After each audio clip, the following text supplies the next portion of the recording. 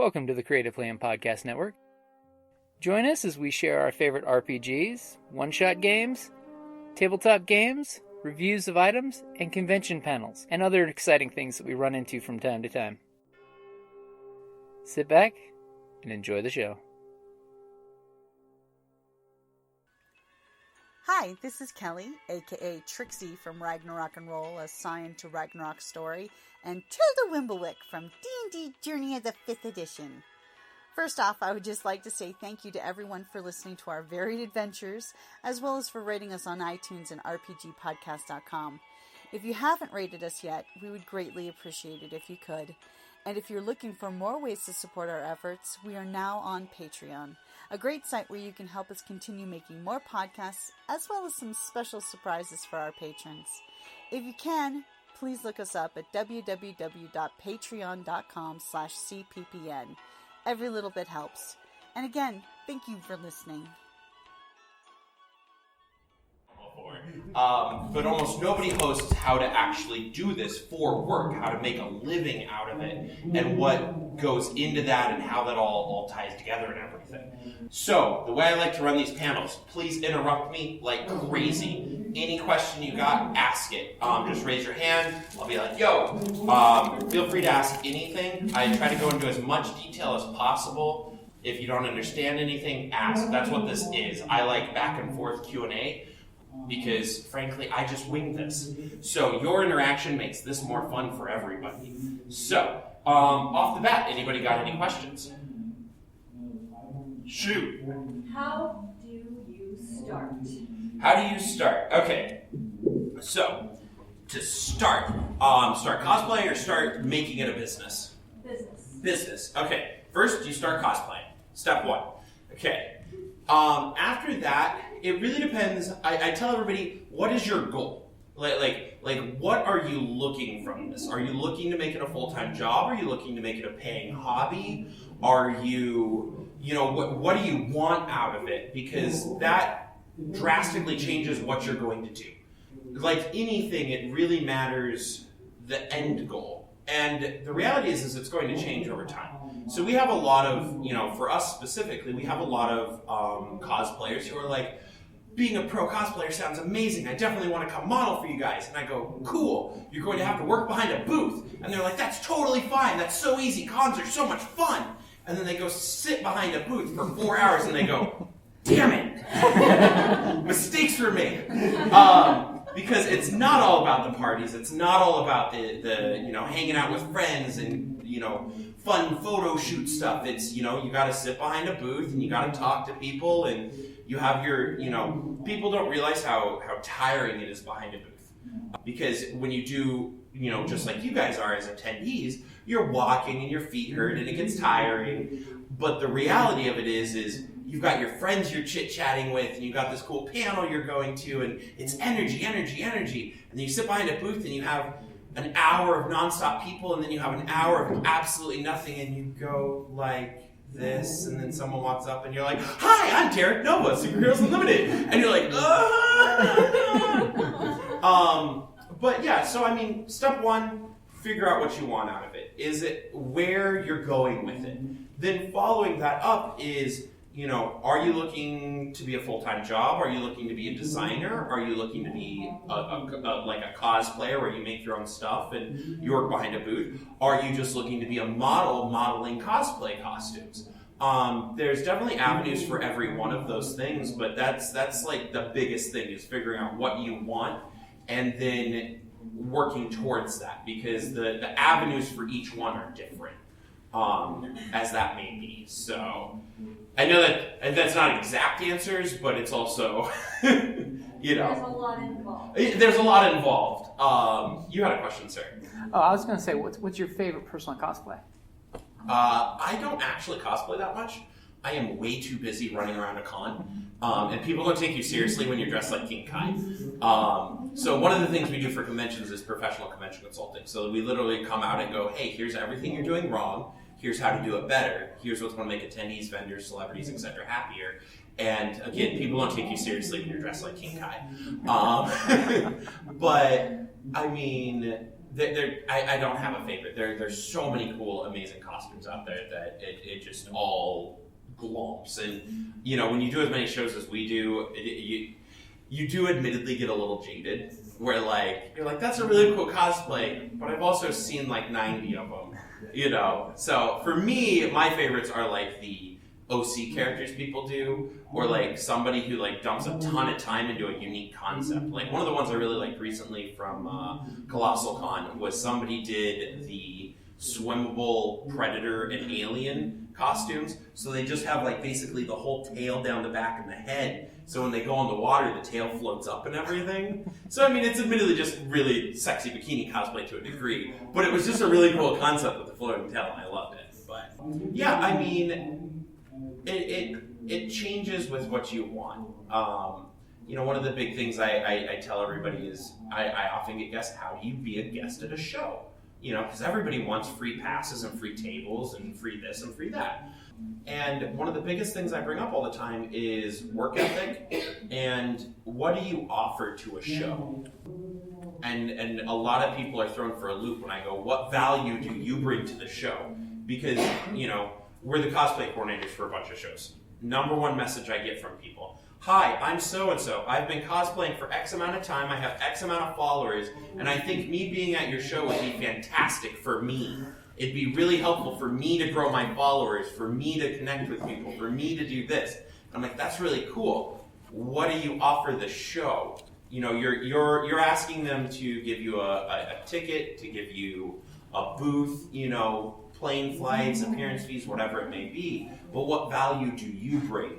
Being a cool cosplayer isn't a value in and of itself, because at the end of the day, there's hundreds of cool cosplayers walking in the door. What makes you stand out from everyone else? And that's the biggest thing I see a lot of the times with cosplayers or designers or crafters or whatever is getting over the fact that like your love of the thing versus this is now a business and no one cares. You are selling a good, like you are a product, you know. No one, you know, because who in here's commissioned something before?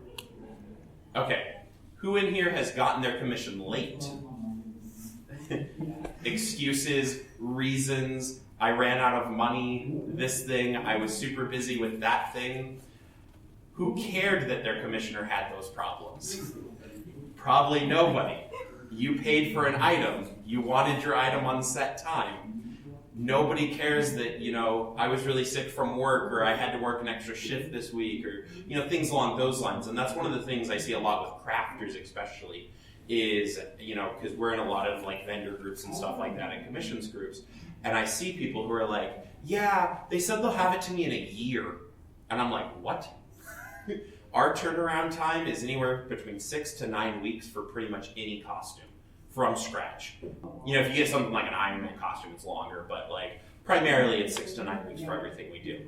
And that's really what you're looking at if you want to become a pro designer, a pro, you know, commissioner, is fast turnaround times. You know, nobody cares what your problems are. They bought an item and you gave them a date because they have a show on that date. They have this on that date. You know, things along those lines. Questions? Comments? Feedback helps us go along. Shoot. Your social media presence. What do you find is most helpful to grow your following, and like, what are your tactics for that? Social media presence. Don't worry about it. Everybody freaks out over social media. The reality is one post a day. You make one post a day, every day, and you put out quality content. So people post like, here's a selfie, click. Okay. What does your fans have to work with that? Their only option, you've now held them social media hostage, basically. Their only way to engage with that is go, oh, that's awesome, but it doesn't spark a debate. All that matters to algorithms, whether you're on Facebook or Instagram, they're the same algorithms. It's engagement. How are your fans engaging with you? How are they commenting? How are you engaging back with them? Are you posting the same type of picture every day? Are you posting, you know, what do you think about this? What do you think about this? What do you think about this? Because that's essentially, when you just post a selfie or a basic picture or anything like that, that's their only option for engagement, is they say you're amazing looking, or I want to see you in this thing. There's no back and forth. There's no engagement. And I'm sure, who's here heard everybody whine about how their reach is terrible and their engagement's gone down and I'm being throttled and shadow banned and blah, blah, blah. So about 5 years ago, Facebook swapped to the new algorithm. And obviously, part of this is conjecture, part of this is from, a lot of experience on my end. Because the reality is nobody knows truly how it works because it's not reported anywhere. That's the whole point, is so nobody can game the system. But essentially the way it works is, let's say you have 100 followers, okay? Pre 5 years ago, when you shared out a post, every single one of those 100 people saw your post. That's why everybody was like, my engagement is amazing. I make a post and everybody sees me, okay? Now, fast forward. Who knows how much, on average, a person posts a day? Anyone want to take a guess? Too much. Higher. Yes. It's right around there. Literally, your average person posts anywhere between 40 to 60 posts a day. Now, mind you, every time you hit share, every time you reshare, every time you make a comment, I'm checking in here. I'm checking in here. I did this thing today. I did that thing today. That's a funny meme. Share, share, share, share, share. Your average person, on average, has almost 2,000 friends. Okay? So, 2,000 times 40 posts a day, you're looking at crazy numbers. Even if you looked at everything for less than a second, you still couldn't get through all that. So what did Facebook do? They came up with a filtering algorithm. So the way it works is, you and me are friends, okay? If I engage with your stuff and you engage with my stuff, I will always see your things because Facebook goes, we like each other, we talk all the time, okay? But you and me are friends, but you don't, I post something and you're like, I don't care, it's not funny, I don't like it, whatever, Facebook goes, you guys are still friends, but you care less about his stuff than his stuff. So what ends up happening is I see all of his stuff and I don't see his stuff anymore until I go hunt it out. So if I'm like, I haven't talked to so-and-so in a while, I go to your page, I like your stuff, ta-da, you're back in my feed again because I like your stuff. And that's how the filtering works. It's not anybody being throttled. What's happening is people aren't sharing engaging content, so they're not getting engagement. Or someone, for example, me and him are friends, but you've now got so many things you're following, you never see mine because you're engaging with everything. It's kind of like tending a garden. Like, I want to say like 600 friends on Facebook. I have only professional contacts and personal friends. There's not a single person on my Facebook I don't know, which means I get to see everything I want to see from all the people I want to see it from because I don't have unnecessary stuff. I don't have unnecessary clutter. Now, from the engagement side, from promoting yourself on social media, that's why it's important to know all of that information to understand how your engagement works. So when you have 100 followers and you share something, only 10% of your followers will see it initially. So when those 10 people engage with it, now 20 people see it, then 40 people and so on and so forth till all your followers see it. Then what happens is you go organic. That means people that are unrelated to your page, but are friends of your friends of your friends, now will see your content. That's where you start going viral and things along those lines. Now the trade-off of that is, people don't filter who follows them on social media these days. So they let bot accounts in. So now, look at it like this. You have your 100 followers, and let's say 30 of them are bots. What's the odds that out of those 10, you're going to have 2 or 3 bots in there? So now your bots don't engage with anything because they're bot accounts. So now only 4 people actually see your stuff, let's say, because the other 3 just got their feed flooded or whatever. Okay, so now you have 4 people engage, but nobody shares it. You're just dead in the water. And that's where the engagement comes from these days. The best things to do, post a post a day, and then go through your followers and ban anybody that looks like a bot. It's really easy to spot bots. If you have a low number of posts, a ton of people following them, and a ton of things they're following, they're a bot. If they don't have a picture, they're a bot. If they've got, again, high followers plus high followings means you're a bot, especially with low posts. Those numbers should be about consistent across the board for that. As far as like what you're actually posting, it doesn't matter. You're posting your brand. So whatever what your brand is, whether it's, you know, cutesy puppy photos or cosplay photos or items you've designed, whatever it may be, that's what you're selling. So your followers naturally will come to you. You're just making a platform for them to engage you with. Because otherwise you'll go absolutely insane if you try to do like min-maxing of like, these are optimal post times and blah, blah, blah. Those only matter if you've got a marketing budget. So like real, you know, big companies that have like 10 grand a month to spend on marketing, that's when like key algorithm times and everything become relevant. For anybody in the cosplay world, it's completely irrelevant. You're just going to lose your mind over absolutely nothing. You look like you had a question. Nope. Anybody got questions about that? Any other questions? Shoot. As a cosplayer who wants to get to the point where they start making more income just as a hobby, what is a good way to go about that? Like, there's a couple different things like Patreon. When's a good time to do that, and which sites are better than others? Well, I guess the first question is are you looking to make it as just you wearing costumes as a cosplayer? Or are you looking for it as you making things? Are you looking for it as you doing videos? Because like, for example, cosplay covers a wide variety of things. So like there's plenty of cosplayers that, you know, buy a costume and do, you know, sexy photos, whatever it may be. And nothing like lewd or lingerie or anything like that. You're just posting cool posts. So that's an option. Or are you talking more along the lines of like you crafting items and selling the physical items? No, not selling. Okay, so more just wearing cool cosplays and stuff like that. Prints are a big thing. Everybody loves prints.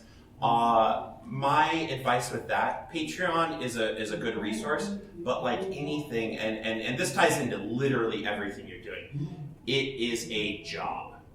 Like, you can't halfway it. It's not something you can just, I feel like doing it this month, and then I got really tired of it this month, and I got busy this month, and then I came back to it to make money. It doesn't work because it's kind of like a continuous wave. Like, you build it, you build, you build, you build, you build. The moment you stop, I don't care if you got sick or your grandmother died or whatever it is a business, it is a job. Like, your followers can care, but at the end of the day, they want their content. You are selling content at that point, whatever it may be, and you have to provide that. Patreon's probably really the best resource for that, and then just do it direct through Facebook, honestly. I know a lot of people are using, Shopify now. I haven't really delved into that. I mean, we sell primarily through Etsy, our website, and we're working on our Patreon. It's just laundry list of projects to do. But yeah, I mean, honestly, the biggest thing is building your following, and just to do that, you just have to be consistent. You know, when a fan reaches out to you, respond back. You know, hey, that's a really cool costume. Thank you so much. I loved it. You know, I really appreciate your support. You know, it's building that return engagement. You know, they say they love you. You say you love them. Everybody feels happy. You know, you're selling you at that point, essentially. So whether you are the, you know, super lovey-dovey, like, I'm hearts, this, you can go that route, or you can be the aloof, like, thank you very much for your, you know, continued, you know, support of me, blah, blah, blah. You can, you know, whatever fits you. You are selling you. Whether you want to make a persona of you, or you want to be the legitimate you can go either way, but that's what you gotta sell. You gotta push that. And then just take it slow. You know, build yourself up. Do a couple of prints. Get good photo shoots done. That's probably the number one thing I see that cosplayers, especially when they're starting to look to make more money and things along those lines, is they're trying to sell prints and they were taken by their brother, you know, or whatever. It was taken on an iPhone. Like, you need a photographer to take good photos. You know, edit them up correctly, you know. And again, the question I say always to ask yourself is, what value are you offering people? You know, a lot of people approach cosplay and design as everything of, what can I get from people, whatever it may be. But the reality is, you need to show what you're offering. What makes you different than the, you know, 400,000 other girls that are trying to sell prints? What makes you unique? And that's what you need to push, because at the end of the day, if you're everybody else, they can go to everybody else. There's nothing different about you versus 200,000 other girls, and that's really what you need to work on is you, what is me? And then everything else just kind of falls in, honestly. We didn't set out to make our company the way we did. It just fell upwards consistently. So see what fits for you. The biggest thing, like I said, the social media side, you got to be engaging. You make a post every single day, especially when you're doing it as an individual. As a business, it's a little different, but as a private individual, that's what fans want. They want that personal engagement with you. They want to see you every day. They're a friend that wants to hang out with you all the time. And that's kind of what you're selling all the time. And see what works for you. If that's what you want to do it. If it's not, then don't. Don't get sucked into stuff, because a lot of people get way in over their heads way too quick. They go out and they buy 200 prints to sell, and they do this thing and they do that thing, and they buy banners and they buy $200 worth of backdrops and everything else for their house to do streaming and this thing and that thing and this thing and that. And then they go, oh, I'm really busy at work this week. And they're out $600-700 and then never do anything with it. And that's the key thing, is ease into it, make sure it's what you want. Just like I said before about, models wanting to be models at our booth, and then I'm like, okay, but you gotta work. And then they're like, no, that's easy. And then they do it for a day and they're like, oh God, I'm tired. I'm way done. I don't want to go to the after party now. And it's and that's kind of the thing, is ease into it, make sure it's what you want, and then go crazy with it. That's my best advice with that. So, shoot. Aren't there people that you can shadow to actually stay with and say, okay, this is how my business is going. This is what I'm doing on a regular basis. Follow me, see what it's like. You can't leave my side. So that people can actually see, hey, this is what it's really like. I haven't heard of that. It's an interesting concept. The problem with that is you have to be someone local. Stalking someone on social media is pretty easy. Most people will respond to questions you have, where did you do this photo shoot? Where did you get these prints done? That sort of thing. Ride-alongs. I've never heard of it. We're an open book for people asking us questions. We like to respond to everybody, but I've never heard of anybody come see a show for a weekend at my booth and learn how to do this thing. I haven't heard of that. I think it's a cool idea in theory. I think the logistics of it would make it essentially impossible, just because of the way the con circuit works, essentially. Yes? There's a cosplay marketing Facebook group, and they have the online equivalent of shadowing and mentoring. That there are people who are successful in doing that online, and they'll help you with the online sort of that, and they will tutor you in how to do that sort of thing. But I haven't heard of an in-person one. Yeah. Cosplay marketing, they have a mentorship program through that. Yeah, and really, any larger people in the cosplay community will generally answer most questions. You may have to wait a while, depending on how big of a person you're contacting. But essentially the logistics of being pro cosplay aren't that difficult. It's just growing yourself and networking. For example, I was up until 3 a.m. this morning working. I was answering phone calls, I was responding to messages, went out to dinner with a bunch of the comic book artists. I network like crazy, and that's probably one of the other biggest things for growing yourself is networking with people. And there's no nice way to say this, but networking with people that matter is the truth of it. Your business, you got to treat it as a business. So it's really cool that cosplayer's got a cool outfit and you can totally be friends with them, but when it's hang out with your friends and go to a room party or go out to a dinner with, a couple of the well-known artists who are interested in commissioning you for stuff, you got to pick the artists even if you want to hang out with your buddy. And that's what I see the dividing point of I got a free booth at a con and that's all I ever get to this is my full-time job now is you got to treat it as a business. Like, and it's not like casting anybody aside or that's something I see a lot of cosplayers do. Like once they start, they grow their following and then they get guested somewhere and then it's I'm better than you and I can't associate with all you people who aren't celebrity guests anymore because it brings my brand down. And I'm quoting that word for word from somebody, by the way. And they just abandon all their friends and then they just try to ladder climb and that is not going to work. People try it all the time and it's hysterical watching them because everybody knows what's happening. And that's not what I mean at all, but it's a legitimate, like, be professional, do your job, show up on time. You know, we always, every show we do, we're here a half hour before VIP gets here, if not earlier. I leave about a half hour to 45 minutes after the show ends. I go up to the convention owners. What can I do to help you out? What can I bring to you? What value can I add to your show for you to make me a guest? I help load in. I help carry chairs. I help do everything.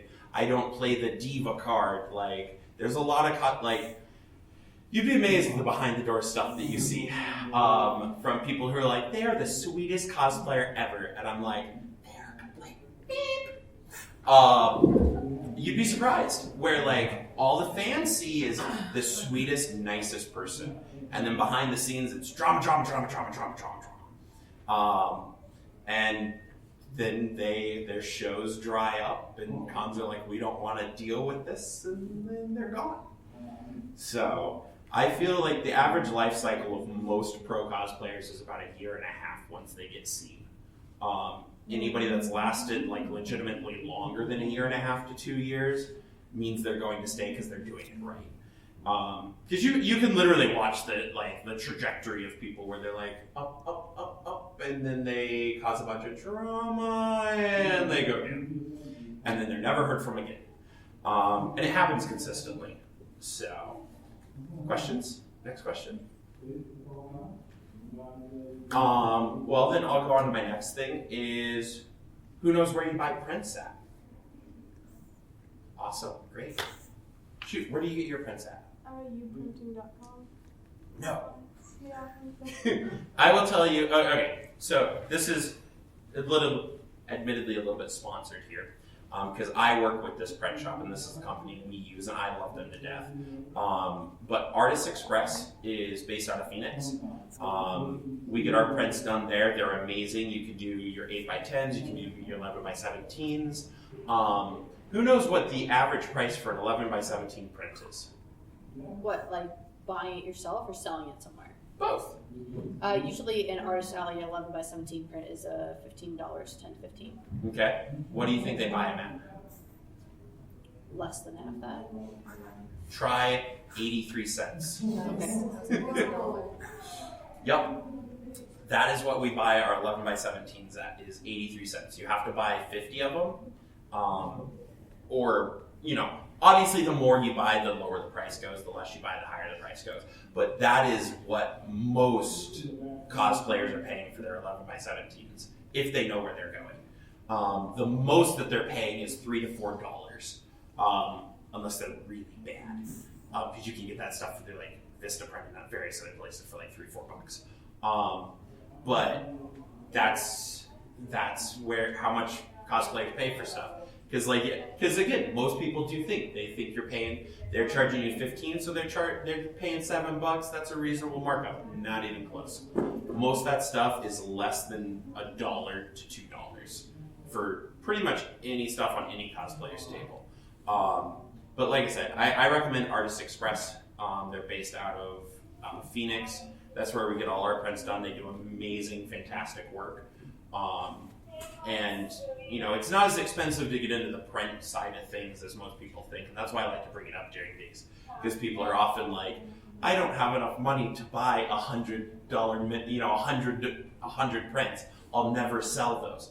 But when you go, you can get 50 prints for 83 cents, so you're spending like $40 basically, or whatever. Then people are like, I can spend $40 to start selling prints to my fans and stuff like that. But that's one of the things I recommend. Like you asked, what can you do? Prints.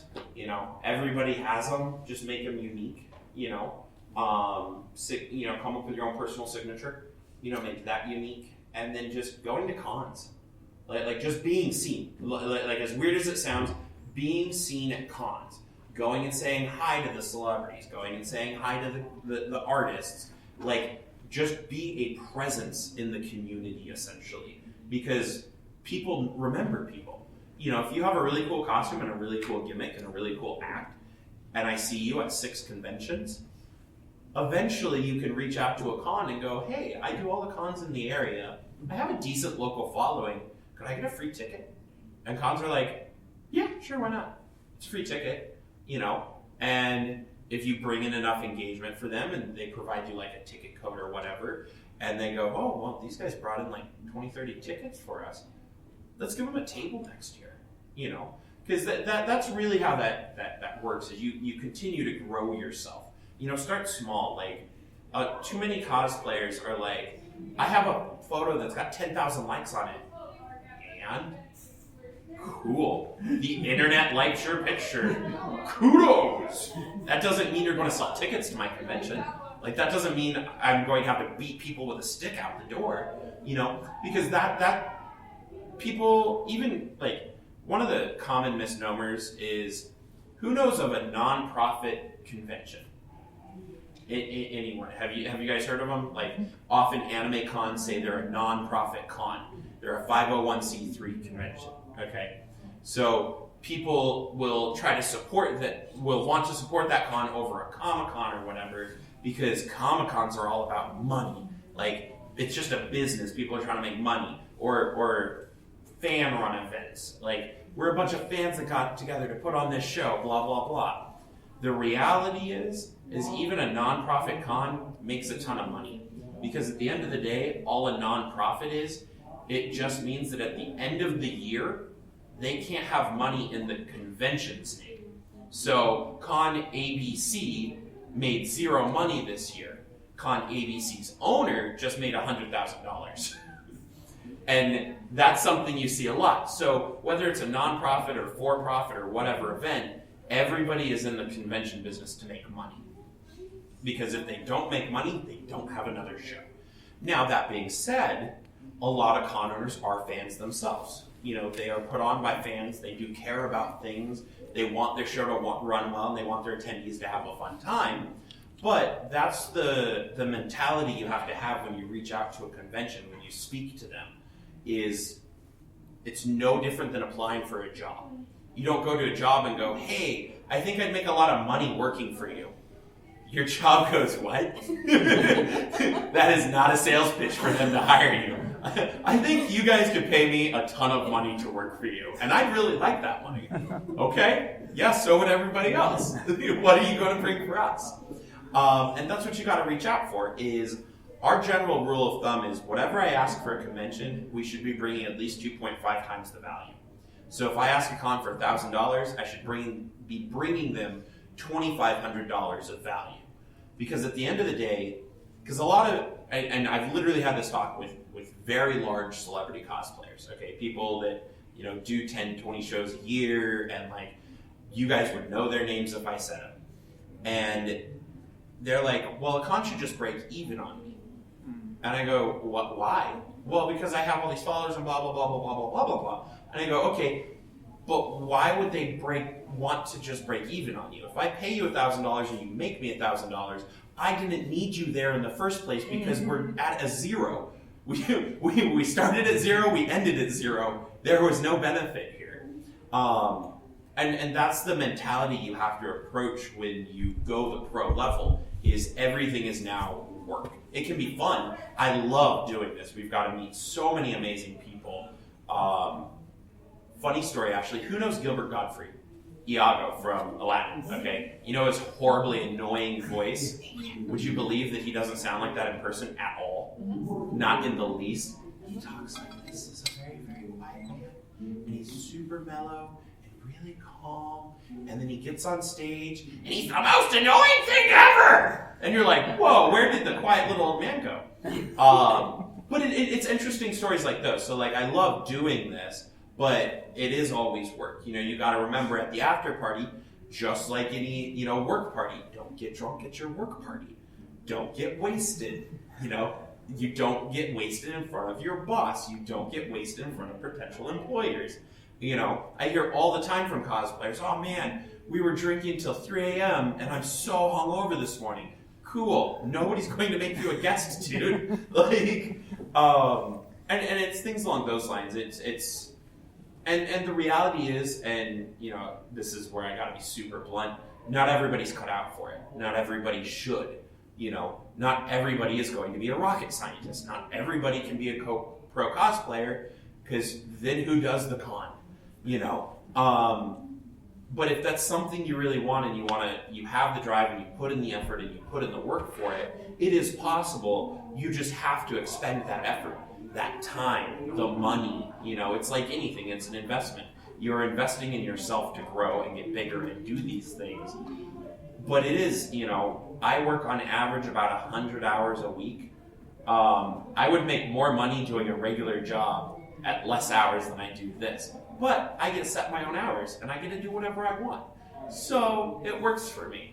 And that's kind of the thing, is doing what you want to do and then filling that niche. Like you said, if you're just looking for some money on the side as a side hustle sort of thing, totally easy. At the end of the day, people love cool costumes and people will pay a couple bucks. I mean, you could buy a bunch of prints and sell them for $5 online, $3 shipping, and you know, you don't make a ton of money, but you know, if you make $100 a month, that's $100 a month, you know, for very little expenditure of work, you know. And that's the thing, is it's really what your goal is. If you're looking to be a designer, you gotta have good stuff. Like, I see people all the time who are like, well, I had 5 buddies tell me they really liked my work. Okay, that's cool. Your friends will always support you. It's kind of like everybody who like you see on like The Voice or America's Got Talent, where they're like, my friends have always told me I sound amazing and I've got this cool little gimmick, and then you watch them and you're like, you have terrible friends, dude. Like, your friends are just mean. They've been lying to you. Like, nobody wanted to tell you that you are terrible. And I see it all the time, where like, I'm in a bunch of vendor groups and con groups and everything, and people are like, hi everyone, my name's so-and-so. I've never done a convention, but a bunch of my friends told me I make really cool stuff and I should go vend at a show. What do I need to know? And I'm like, before you do that, just go to a show. Like, you don't just dive in, and they're like, I'm looking to buy a bunch of stock and build up, and I'm like, stop before you go broke, you know, because just because your friend, you know, and again, the greatest rule of thumb is, are your friends buying your stuff, or are they asking for free things? You know, if they're really thinking that your stuff is worth it for sale, then they should be buying it from you. Or quid pro quo, you know, bartering works, whatever works, but like, they shouldn't be asking for free stuff from you. And that's the big thing with designers. I see a lot is designers hands down get taken advantage of. If you're the designer in your group of friends, is everybody comes to you and they're like, I don't really have any money, but can you make this thing? And it's like, you gotta tell people no. You know, I get it all the time, people asking for freebies, and I'm like, nope, we're not doing that. But the flip side of that is, again, like any business, it all depends on who's asking. You know, we've had comic book artists reach out to us who are well established that want us to do like a comic book cover or whatever. And I'm like, done.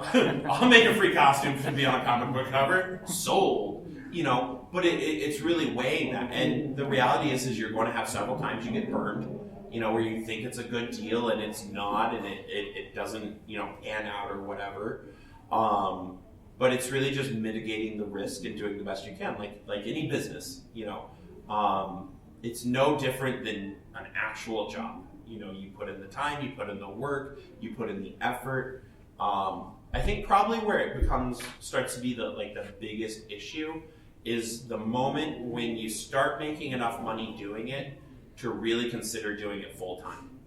And that's when it gets really tricky of, how do you balance going from I work 9 to 5 to I lose more money doing my 9 to 5 than if I was just straight doing whatever this other thing is. But it's not as locked in, you know. And that's a scary transition, you know. And the best thing I tell people for that is that you know, when you're working, you know, just save up a nest egg. You know, I tell most people you should have at least like a month to 2 months of your bills saved away for you to make that transition of I quit my job, I'm going full time. Like I often get it because like I'll have like a few weeks out of the month where I have like nothing to do because just cons slow down, everything slows down. And people are like, why don't you just get a regular job? And I'm like, because if I get a phone call at that regular job I can't answer, I just lost $1,200, you know, which is more than I'd make in, 3 weeks at most jobs. And that's where it gets really hard to make that decision of regular job versus risky job versus, I might have 2 months where nothing comes in, but then I have 4 months of I don't get a wink of sleep because we're so crazy busy going everywhere, So it's trade-offs, hands down. But questions, shoot. How do you deal with like the loss of benefits? Because that's why I like my stable jobs, because I have benefits.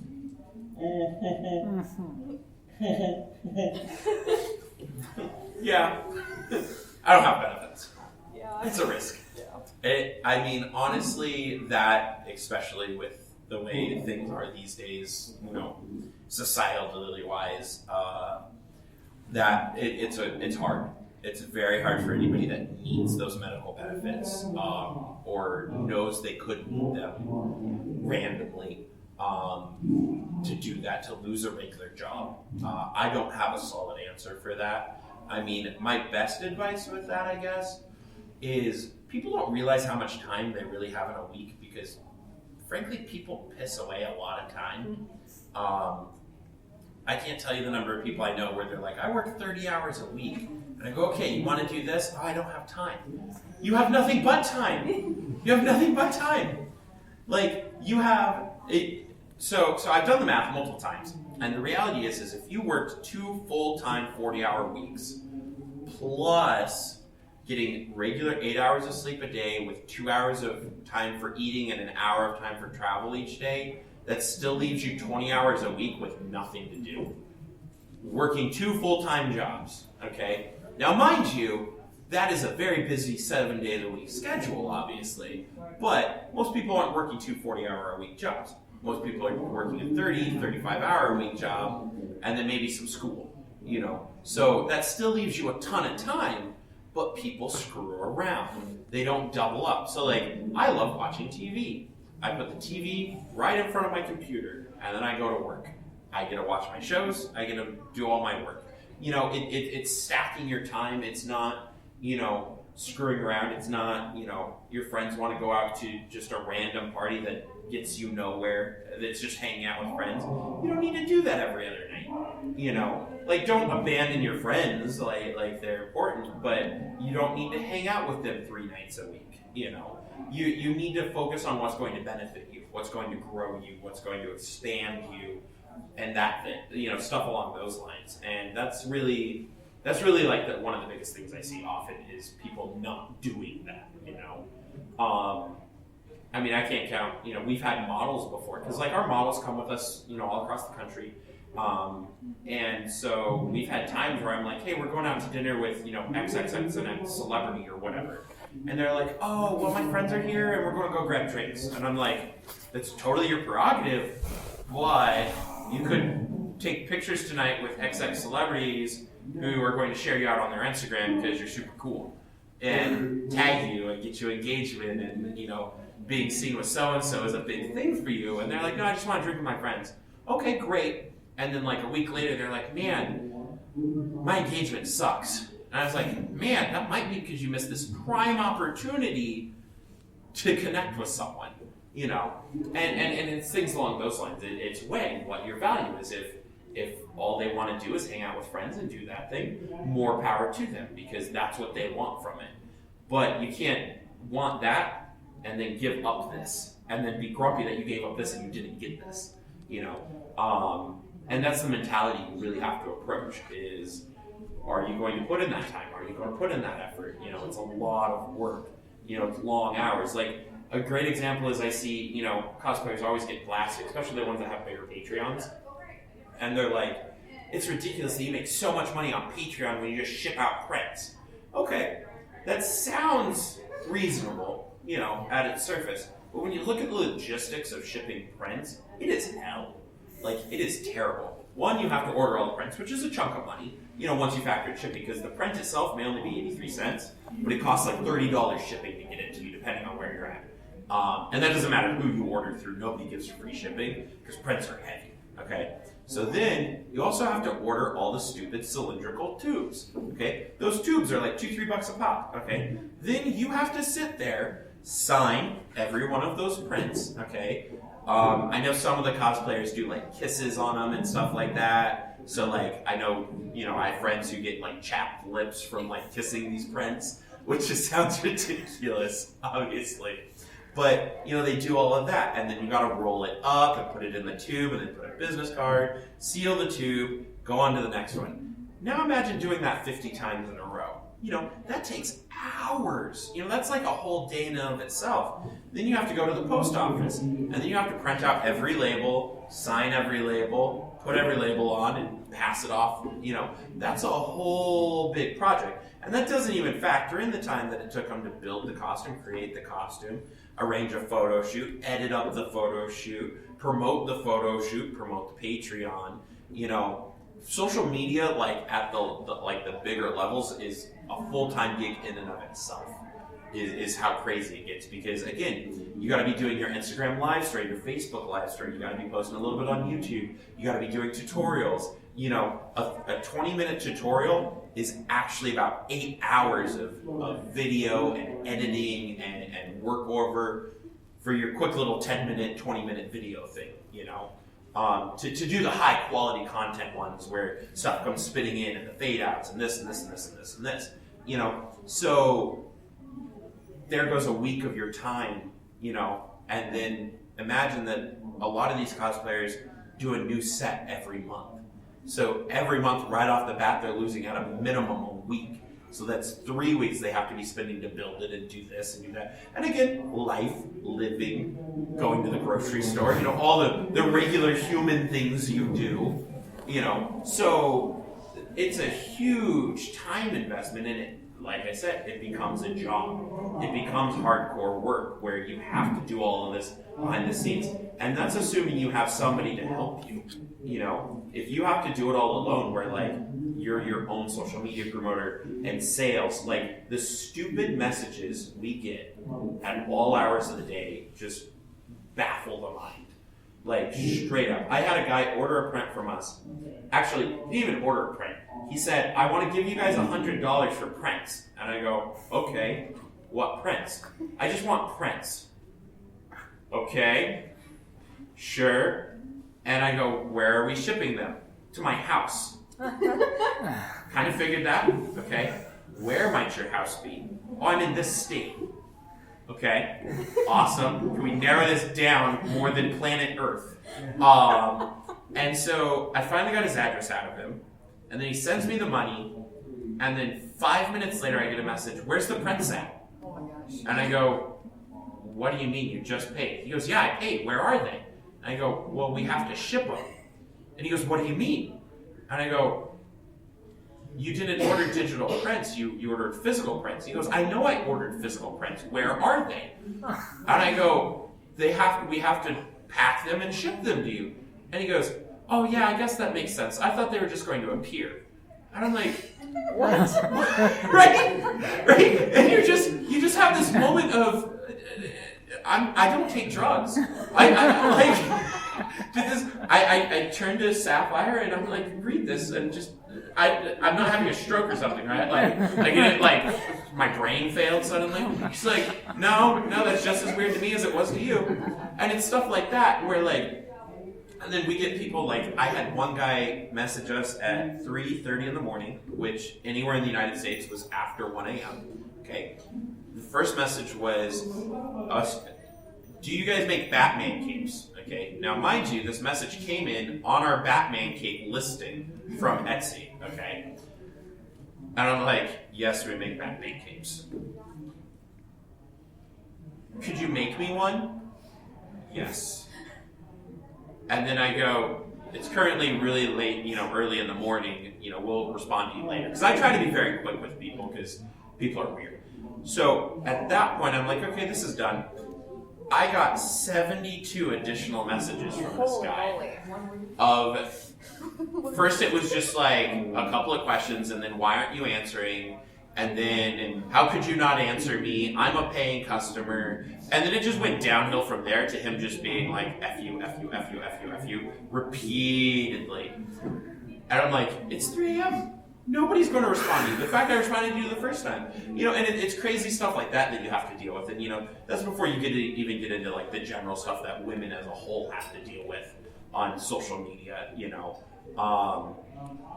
And so it's a lot of just wasted time. And that's one of the things, like, we provide to our designers and models is, like, everything goes through us for, like, print orders and commissions and things along those lines. So, like, our designer, when they're working on something, doesn't get pinged 72 times, or interrupted every 5 minutes trying to answer a question and make a sale and things along those lines. So, questions? Well, since I kind of brought it up, the whole stuff women get online. Not going to dive super into detail, but one of my best recommendations for anybody with that stuff is ban them. Don't respond. No message back. Don't blast them, because you just escalate the situation. Because even if you ban that person after you blast them, the next idiot in your followers tries to one up the last idiot. And that's what I recommend for that. But anybody got the time? I don't have my phone. 10 out. 10 out? 10 till? Okay. Well, hello, new people. I'm assuming you're here for the next panel. Yeah. You guys are terrible. Well, do you guys have any questions about cosplay as a job?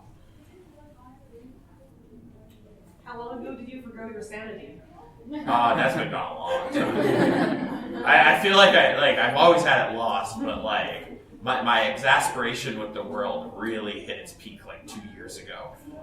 With just weird questions. Why isn't it shipped yet? Why didn't it teleport here? I don't know, because we don't got the technology, man. I don't know what to tell you. This isn't Spaceland. Well, then yeah, I'll wrap this up, guys. I hope you guys had a fun time. Like, I try to fill in like a lot of the back end stuff that like most people won't answer or don't know how to answer. I hope I answered your guys' questions, clearly. Please rate me a 5-star on your review after this phone call. Would be great. My managers yell at me otherwise. But yeah. So once again, I'm Derek Novo with Superheroes Unlimited. Our booth's downstairs. Come check us out. We got cool prints, some cool bookmarks. We got some awesome cosplayers down there. Wearing cool costumes, and see us online at superheroesunlimited.com. So, thank you guys very much. You guys were fun. You were fun. Yeah. I like being fun. I try. Being a person, you went over that, not what hold on the phone. Anybody would like a card that has cards? I will definitely take a card. Yes, I worked out, I did the screen cap. I found that website for prints that you had mentioned, so. Oh, Artist Express? Yes, they are amazing. I love them. Not terrible, but it's like And they're super fast, too. They're super fast, too. Yeah, Really no, quick turnaround. I love Antonio. actually being dressed up in Phoenix. Yes, their office is in Tempe, and they let you come in and do pickups and everything too to avoid shipping, if that works for you. Yeah, maybe. I don't know that It's worth the trip to drive up there to avoid the Yeah. Question is it worth $30 to you?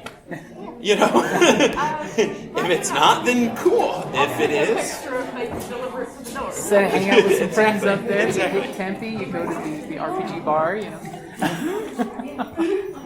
exactly. Thank you for listening to the Creative Play and Podcast Network. And feel free to enjoy our other shows, such as D&D Journey of the 5th Edition and Scion Ragnarok and Roll, a Scion hero to Ragnarok story. Thank you for listening.